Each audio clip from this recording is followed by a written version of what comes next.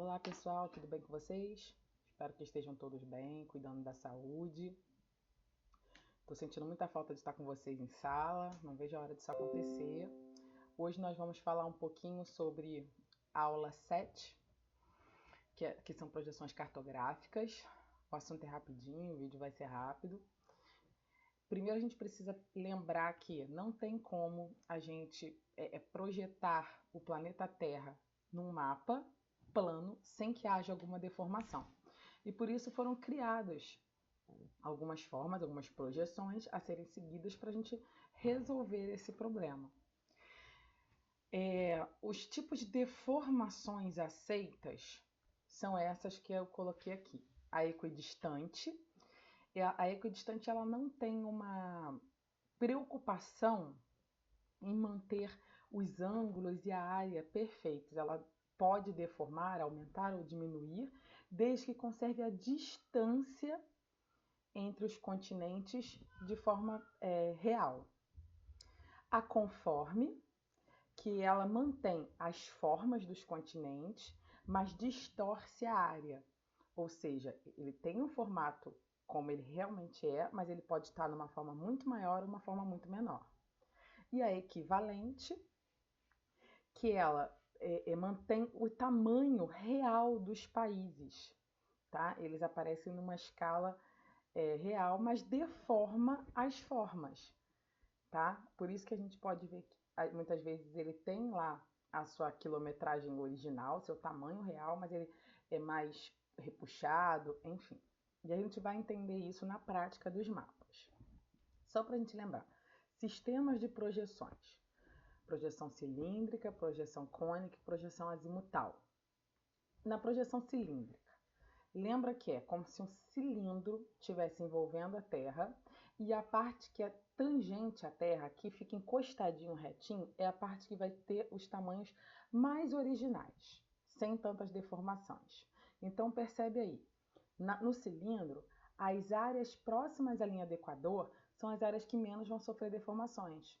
Em compensação, as áreas de grande latitude até os polos vão ficar extremamente esticadas. Agora na projeção cônica, a gente consegue perceber que a parte que encosta, que vai representar de forma mais perfeita, é a parte dessa zona temperada, né, ou das médias latitudes, que é justamente a parte onde está os Estados Unidos, a Europa. Essas áreas não vão sofrer deformações. Em compensação, nas áreas próximas à linha do Equador, elas vão ficar bem aumentadas e nas áreas dos polos bem diminuídas em relação ao original. E na azimutal, ela pode ser colocada em qualquer posição, tangenciar qualquer posição do nosso planeta, sendo que ela é mais usada para falar dos polos. Então, o que a gente consegue perceber? Que nas áreas centrais desse círculo ficam menos deformadas e nas áreas ao redor muito mais esticadas, tá bom? Só para a gente relembrar. E aí a gente vai falar um pouquinho dos dois principais autores de mapas, ou dos mapas que a gente mais usa e por que eles seguem essas devidas projeções. Mapa de Mercator. Primeiro que a gente precisa entender que o Mercator ele criou, na verdade é um codinome, né? Ele criou esse mapa no século XVI, período das grandes navegações. Então, ele usou essa projeção, ou começou a se falar dessa projeção cilíndrica, a gente consegue perceber, né, pelo bem esticado que ficaram as linhas de coordenadas, e conforme, ou seja, ele se preocupou em manter as formas, mas esticou bastante as zonas justamente as zonas que passam por cima da Europa e dos Estados Unidos, que são as zonas de média latitude, porque elas ficaram muito aumentadas em relação ao seu original. Isso, na verdade, foi proposital, porque dava uma soberania, uma projeção de hierarquia maior, justamente nesses países, principalmente a Europa, que eram então os colonizadores, os países mais ricos.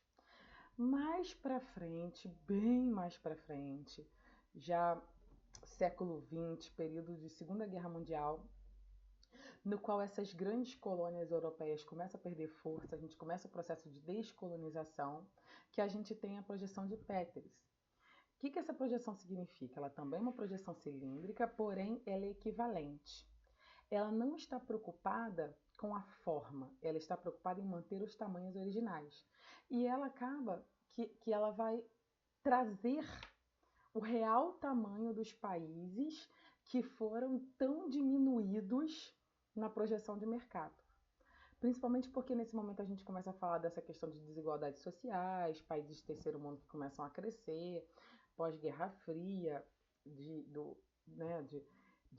essas duas potências buscarem países aliados e buscarem nos países de terceiro mundo, né, esses aliados, e esses países menos favorecidos começam a aparecer de forma mais amplificada ou mais original, mais perto da realidade do que é realmente. Então, assim, nosso livro traz principalmente essas duas formas. Como eu disse para você, ia ser um vídeo bem rapidinho.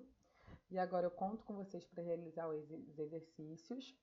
Lembrando que, só para situar um pouquinho vocês, se a gente estivesse na sala, em sala de aula, a gente estaria seguindo, né, conseguindo realizar mais capítulos do nosso livro, porque, enfim, o sistema era diferente. Mas eu optei agora por ir mais devagar, aula a aula, para que a gente não embole os conteúdos, tá bom?